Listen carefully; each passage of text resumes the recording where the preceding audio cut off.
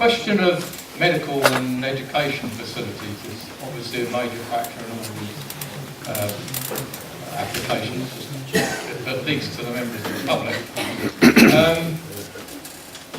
Is it the council's responsibility, or perhaps their need to inquire into local medical centres, exactly what the position is with regard to any new patients for the future, i.e.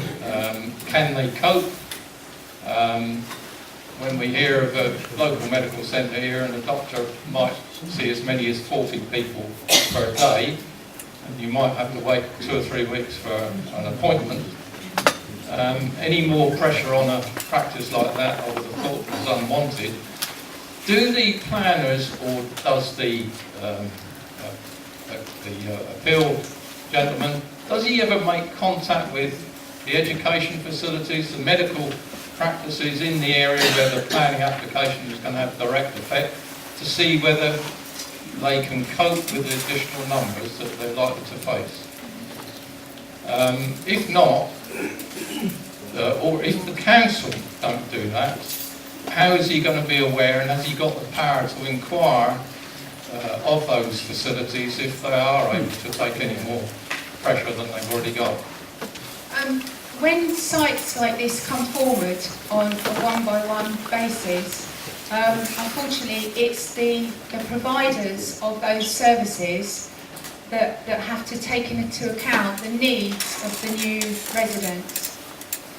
The inspector will consider if, even though there was a reason for refusal, which was explained at the planning committee meeting, in light of that it wasn't felt that we could justify a reason for refusal on that basis. However, if local people make representations, then the inspector will, I'm sure, address that when he's considering the application. But surely there's got to be someone in authority who says, my school is full to capacity, I can't take any more for X number of years, or my surgery is running at full capacity and we just cannot handle any more patients. That surely has got to be made known to the planning inspectorate. And who seeks that information? Is it the local council or is it the planning inspector?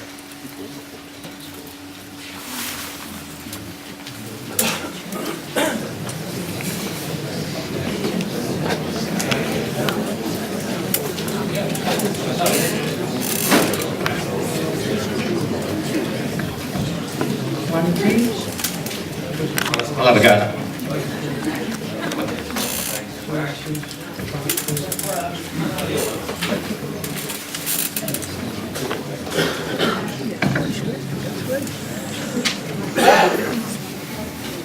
Let's just check. That's working.